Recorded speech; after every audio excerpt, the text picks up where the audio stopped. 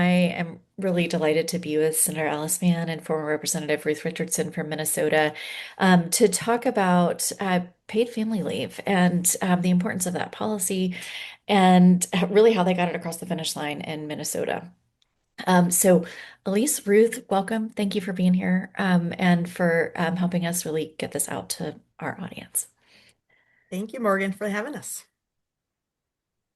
All right, well, let's start with some of the evidence. So, for those who may not be familiar with the benefits of paid family leave for the health of women, children, and businesses, can you guys summarize some of that data?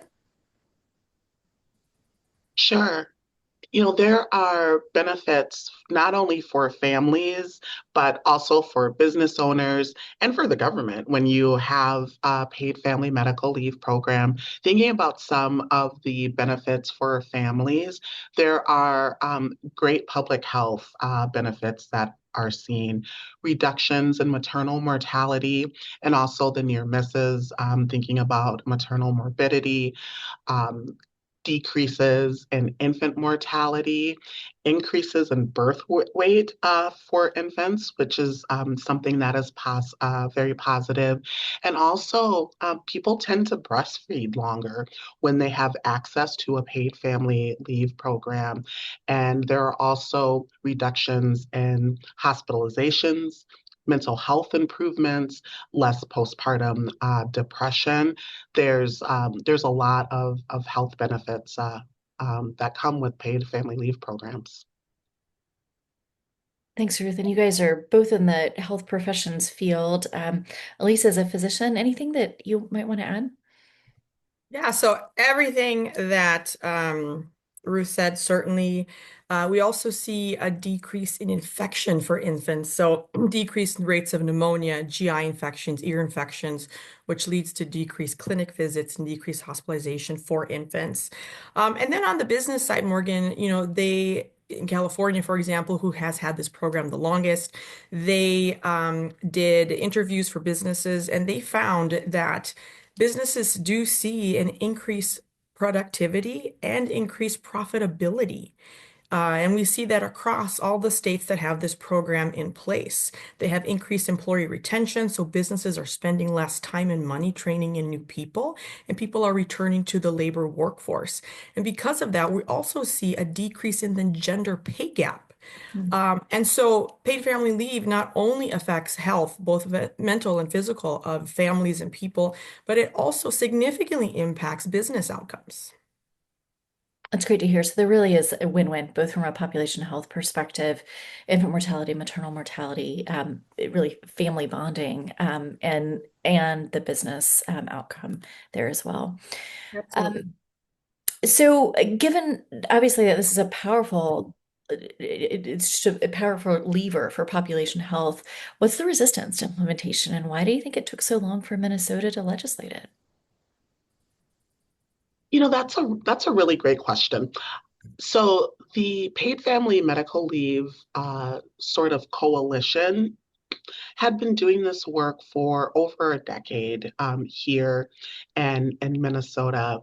And one of the things that, as I carried the bill for multiple sessions, I would note that one of the places that I saw probably the most significant shift was in the midst of the COVID pandemic. It was during COVID that I really felt that there was sort of a shift in the debate on the House floor because first there was just sort of active resistance, but during COVID, we began to really see this moment that really shined a light on just how universal the need is to take time off to care for yourself and a loved one. And so I think, part of the resistance with, access to paid family medical leave is the fact that it's something that's new and that's scary to people. Change can be particularly scary. But I also think that for us, we were coming into this after I think about a dozen states or so had passed paid family medical leave programs.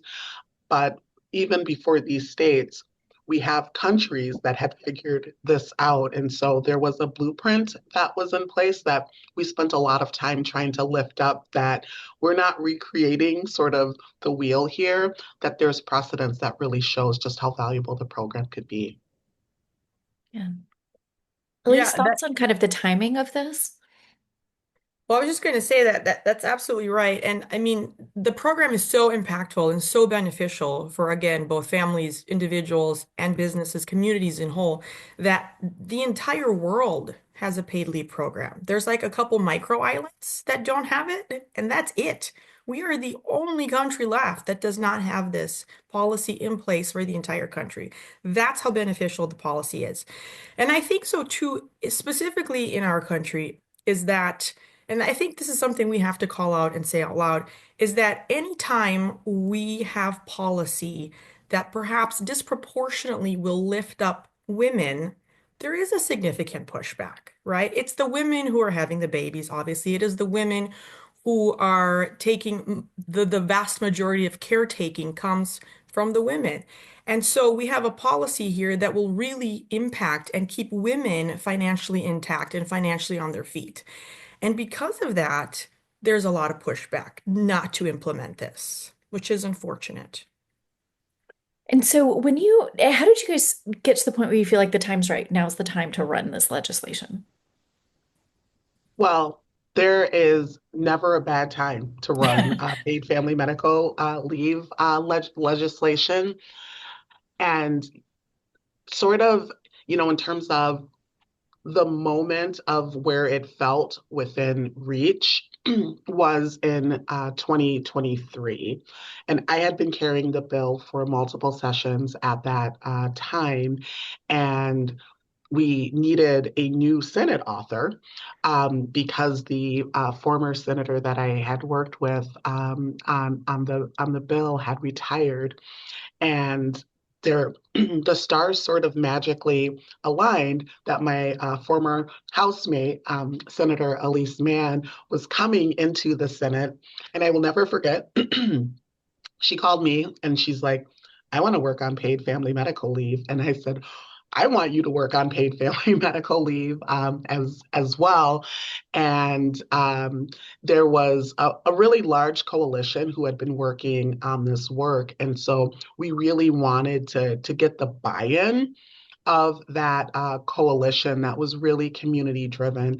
And it was, I would say, and Senator Mann, you can chime in and if you feel any differently, that it was one of the most expansive and diverse coalitions that I've seen in my time at the legislature, faith community, labor, small business owners, families. There were so many just powerful family stories that we were able to really merge with the data to really create.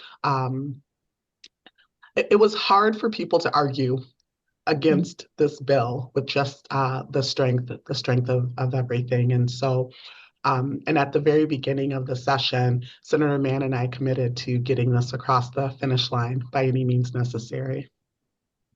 Yeah, and I think that's, part of the thing, again, exactly right, is that the merging of the data and the stories. Every committee hearing, every press conference, there was both. And there is no data that says that this program is bad. There's none, right? We would carry a box from committee hearing to committee hearing, a huge box filled with studies about paid leave. And we would say, this is what they've done. This is what we've studied. We've studied all of it from the time off, the wage replacement, from, what you can take time off for. We've done the work here and the data is solid. And then we would bring up person after person talking about how their life changed when they had a baby, when they had a heart attack, when they were diagnosed with cancer, and what happened to their income and their job and their stability. And then again, we always round that back to when our community suffers, everybody suffers. When Mhm. people don't have a paycheck and go bankrupt, that ripples through the entire community. And so keeping everybody afloat and on their feet is beneficial for everybody. And so those stories were told repeatedly. And also, in 2023, we had elected a body in the Senate, a body in the House, and the governor's office who all believed in this program. So we had support from all three branches of the government that we needed at that time to really work on it and to get it passed. And that doesn't mean that we didn't have to change the bill at every single committee stop Mm. um, A to, record number of committee Really, stops, I really. might add. There is yes, no bill in the history of the state that has had more committee committee stops. stop. And it was changed at every single committee stop and in between Yes. to take in consideration all the concerns from both people in our party and people from across the aisle. Sure. And so, yeah, it was a tremendous amount of work. I'm just imagining the visual of the box going from Yes. committee to committee, the people, families, businesses affected going from hearing to hearing. Can you guys talk a little bit about like what did that look like? What was the strategy there? So, because there was such a strong coalition and there was so much research, so much data, and so many committed families that were taking time off to come and talk about the importance of this program, including one person who was my son's English teacher, who was pregnant and came multiple times and testified alongside with me as well. We knew that we've got the research. We've got the data that really supports this. We've got the strong family connection pieces, but we also knew that there were pieces of the bill that were hard for different sort of entities or organizations. There were things that labor was really looking to get into the bill.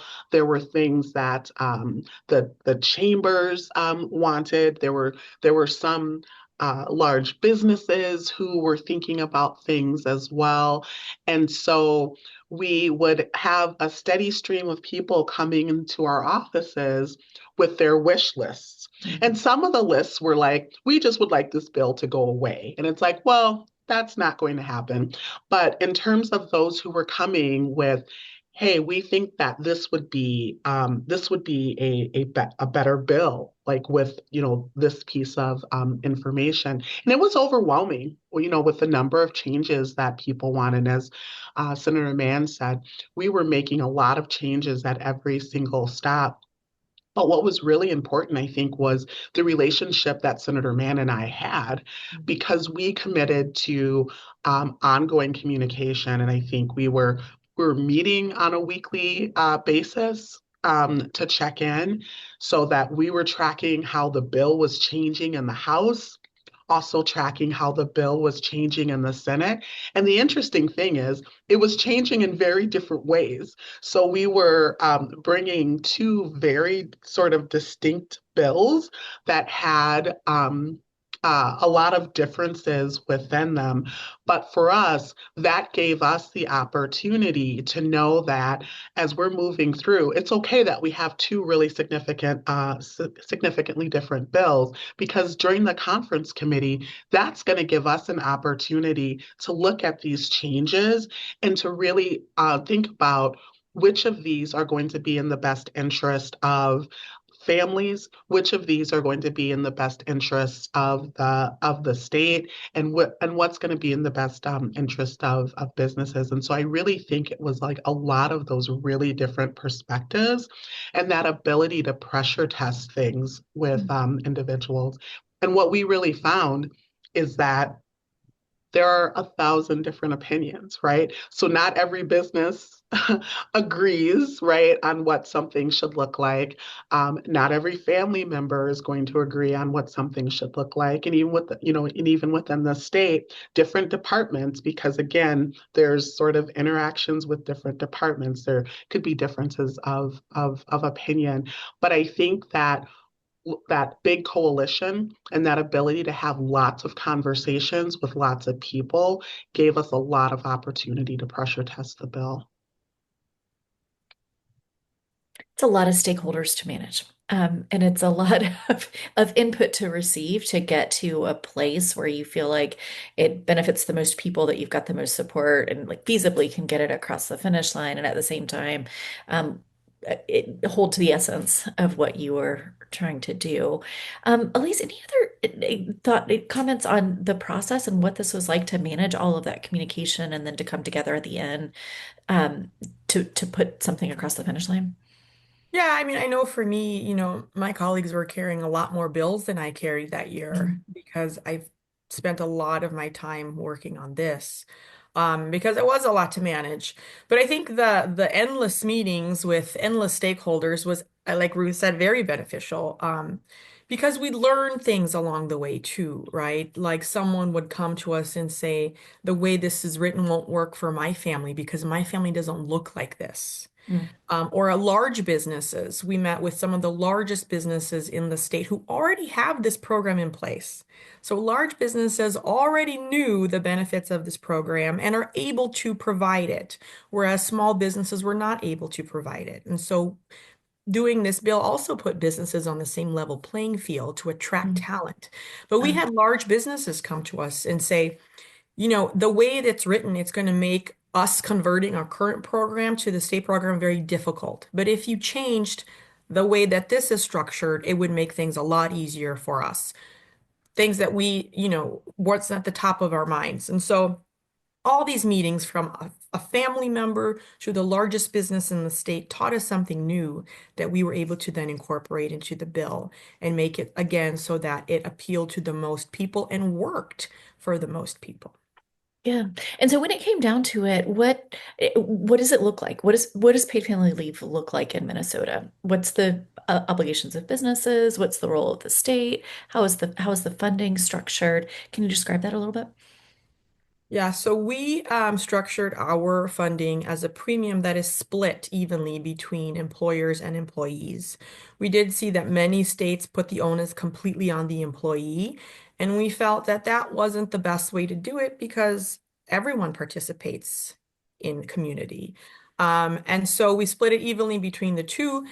And families can take up to 12 weeks for a bonding leave or taking care of themselves or a loved one. And should they have another event that year, they can take up to another 8 weeks for another event. So we were really thinking about new families who had a very traumatic, perhaps pregnancy, and who really needed that extra time to recover and then bond with their baby. And you have to have, I think people are like, oh, everyone's going to take 20 weeks off work every year and it's going to be, the state's going to shut down. And first and foremost, this is not the reality we see anywhere else in the entire world. So this is not something that we are concerned about because it's just not reality. But you have to have an event that qualifies you to take leave. And that is a 7-day qualifying event. And I will ask you to think about the last time you were sick or you were not able to go to work for 7 straight days. That is a big life event, right? That is a stroke. That is, again, a new baby. That is, you broke your hip and you cannot walk. That is a new cancer diagnosis with immediate chemo and radiation. These are huge life-changing events. And so that's what we're trying to capture. It is not, the other things we hear, oh, you're going to have a cold and just take time off work. That is not a qualifying event. So that does not qualify for this. And so we made sure that the qualifying event was significant. We made sure that the premium was split evenly, and we made sure that the wage replacement made a difference. We did see states when they first started off where their wage replacement was like 50% of wages. That doesn't work. People cannot live on 50% of their wages, especially if you're a lower income earner. And so we have a graded way that we have wage replacement anywhere from 55 for the highest earners to 90% of wages for the lowest earners, so that the program actually makes a difference and actually works. And also we studied the time off. And we know that you reach a certain threshold and people do abuse the system because the time off is too much. And not only that, but they don't come back to work. And that's generally around 12 months. And Mm. so we are way under that, but also enough time where it makes a difference for health outcomes. Because a lot of people said to us in committee, well, if I were pregnant and I had a baby, I would be thrilled to have 3 weeks off. We were like, yeah, that sounds great. However, 3 weeks does not impact health outcomes. And so we use the data very purposefully to come up with that number that impacts health outcomes, where the rate replacement makes a difference, where the premiums are affordable, to craft our bill. Yeah, I mean, clearly you have well researched the evidence, and this is such a great example of putting evidence into policy. There's also this combination of leadership skills that gets this across the finish line. Obviously, you're both very articulate, very well researched. From a leadership perspective, what other skills did you bring to this, or what did you learn in the process?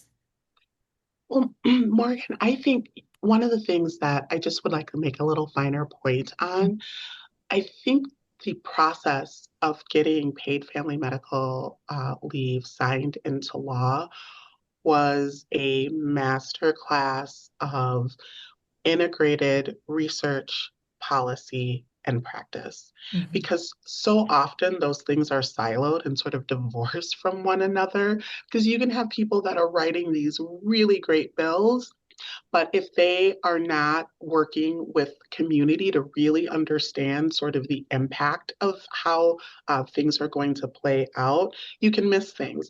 And also, we worked really closely with the administration as well, because after you get this shiny new bill signed into law, it has to go to the administration for implementation. And if there is an alignment there, you can see like what you want happening sort of going the other way. And so just with the level of engagement, I think that that was incredibly important. For not only getting the bill across the finish line, but also getting it across the finish line with the intent of the coalition and the intent of us as authors. I would say that the from a leadership perspective, the communication between Senator Mann and I was really important. I mean, we ad nauseum, there were so many conversations that we were having about the bill, and there was also no ego, which is helpful when you are in a space and the ability to compromise. Because the only way that this bill was going to get across the finish line is if there was compromise, and there were things that I definitely did not want to compromise on. And I know there were things that Senator Mann did not want to compromise on as well. But really taking kind of the big picture and moving forward with how do we get the most expansive bill that we can across the finish line, because we were committed to ensuring that um, we were going to be covering and protecting women with this program, that we were going to be covering and protecting individuals with the lowest incomes with the program, thinking about people with disabilities, and also thinking about racial equity as well with this work, because when we were looking at the research at the beginning in terms of who had access to paid family medical leave, we saw that there were disparities in terms of who had access. And the reality was the people who had access to paid family medical leave were the people who probably could have afforded to take a leave without pay. And the people who did not have access to it were the individuals where it was the difference between having an income or being in poverty. So those were, I think, just sort of guiding lights for us as we were working on the bill. Elise, anything you want to add to that? Great insights, Ruth. And I really appreciate your highlighting all of this and also the leadership skills of humility and curiosity. And that does lead to compromise, and it also leads to more evidence-based and frankly implementable policy. And we often see that, policy fails at the point of implementation. And so to be able to be thoughtful in this whole process, which maybe was the buildup of years in coalition and obviously the open doors and consistent communication that you all had. Elise, any other thoughts on leadership skills that were helpful for this? I think communication was definitely the biggest one, and the skill of storytelling. Mm, This is a very story-driven piece of policy, how it impacts everyday people every single day. So to make sure people heard those stories um, was really important. The Senate fight for this bill was difficult because we only had a one vote majority. And I had several members who were, had some trepidation about what this would mean.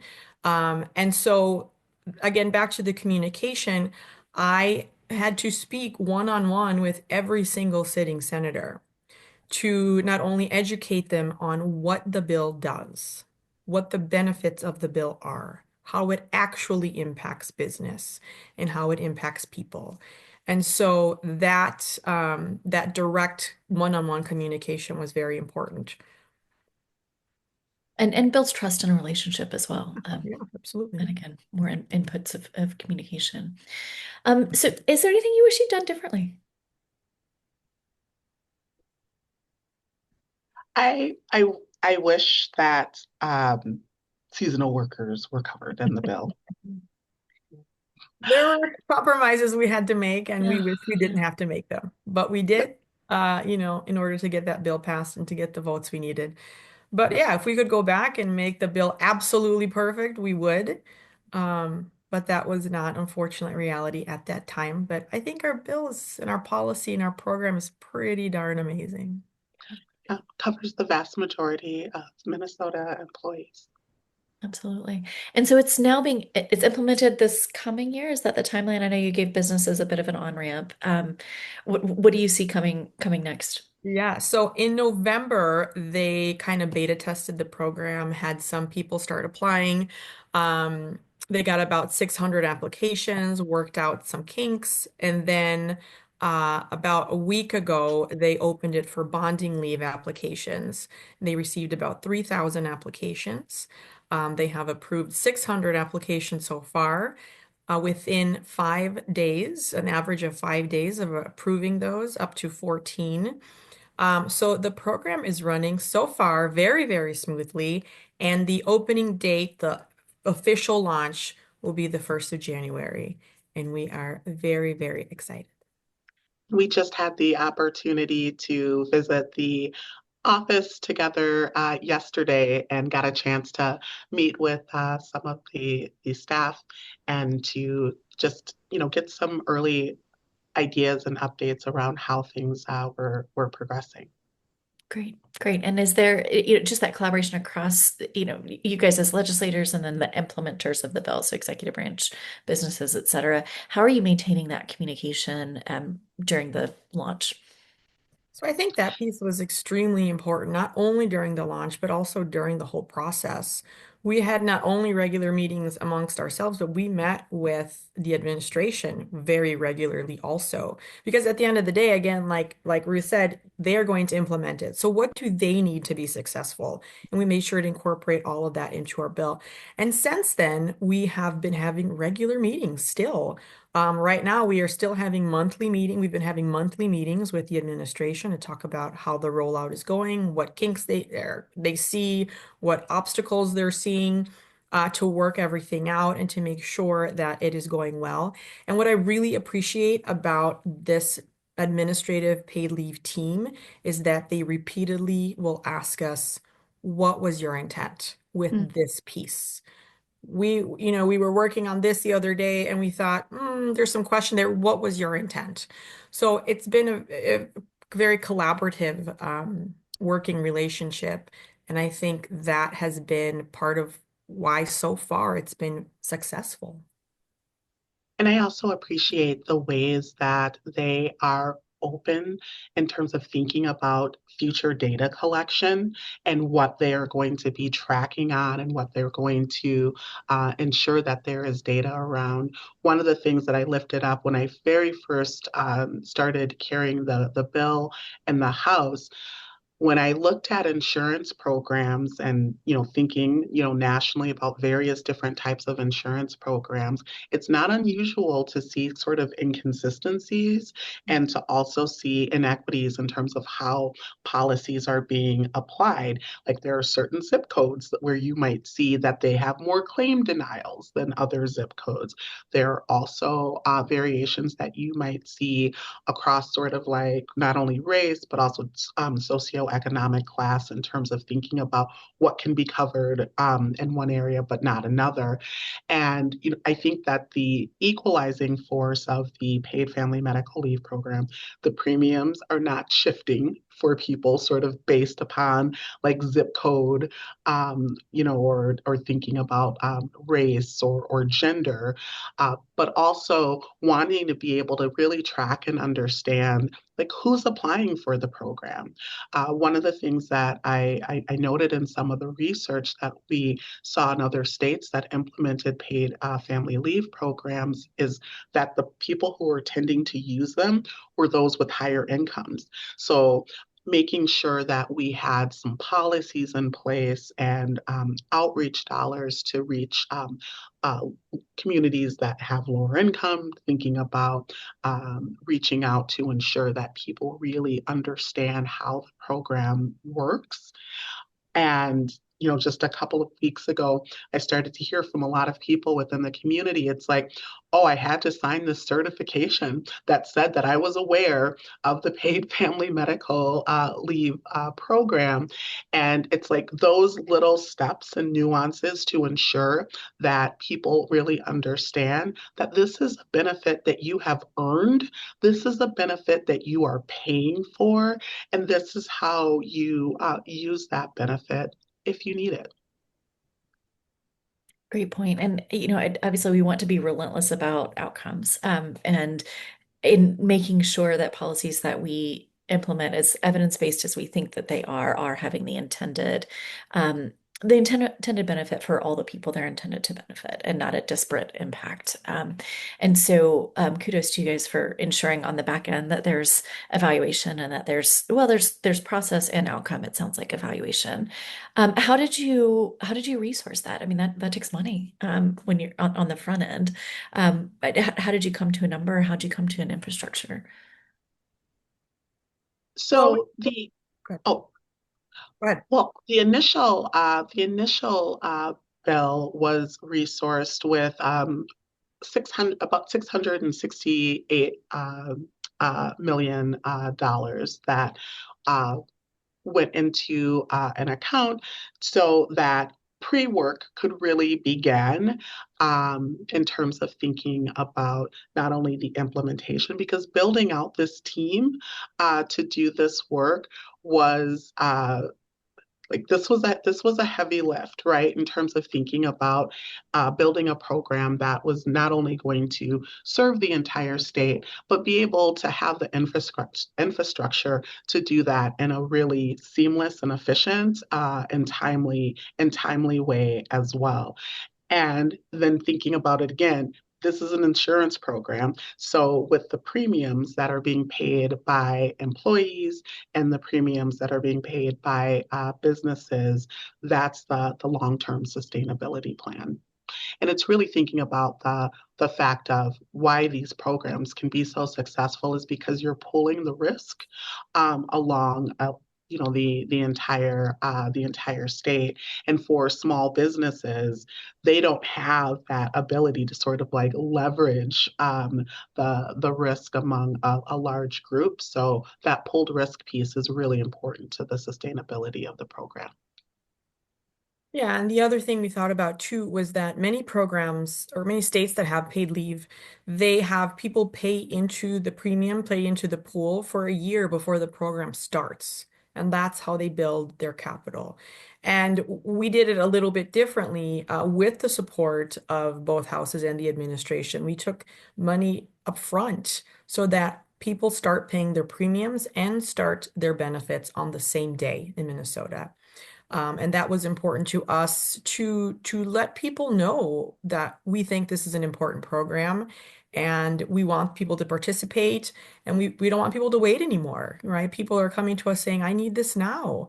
And people have needed it for decades. And so we wanted to get the program going with intention, but as fast as we could so that people could start using these benefits. And I think it's also a smart investment for the state as well, because one of the benefits when you're thinking of it from the state perspective is there's less reliance on social welfare programs as a result. So this is really investing in, the economic sort of sustainability of families. You're paying it forward to the state bottom line as well. Yeah, absolutely. Yeah. Any advice that you have for other states as they're thinking about this? Um, look at what other states have done. Look at what has worked. There are many things that have been done that have not worked. Make sure we're not repeating mistakes. Again, we are not reinventing the wheel. The entire world does this. We can do it too, and we can do it well. Stay in constant communication with the administration, the people who are going to implement this program, so you have their buy-in. Make sure to build your coalition as big and as vast and as diverse as you possibly can, and pick a good partner to work with. I ran after Ruth. I was like, you must be my partner. I must work with you. Because I know she was dedicated to the people and she was dedicated to the work and she's brilliant. And so having a good partner is crucial.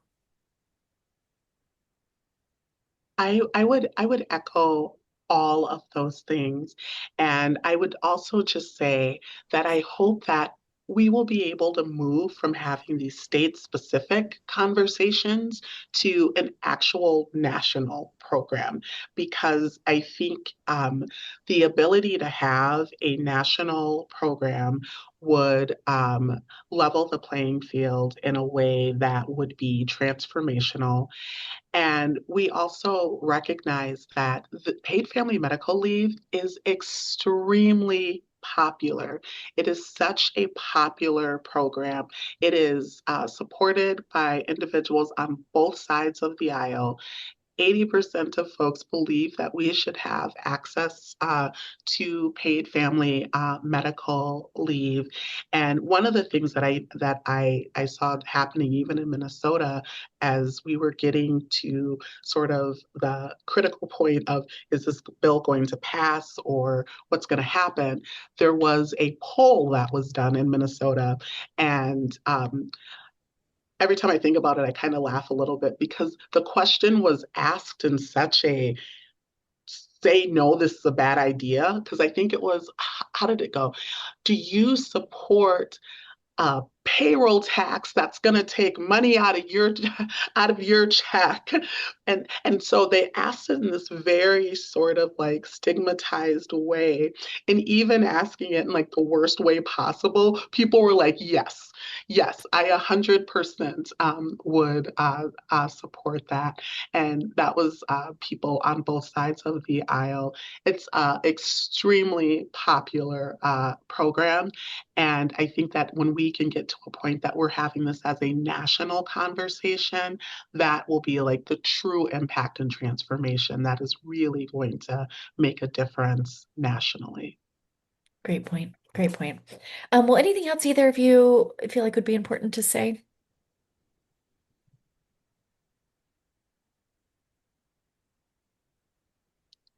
You've said a Thank lot. you. Yeah. A lot of words. Well, you're both so articulate and you speak so well to both the evidence and to the process. And I am thrilled that Ruth, you mentioned it when we were in St. Louis, and that we were able to get you both on the phone at the same time. I think it's such a lesson in, again, just how to get evidence into good policy. And so, and the both on the what the policy is as well as leadership skills to get it done. And so, appreciate you guys cheering for you. It's been delightful to hear about the work. So thank you.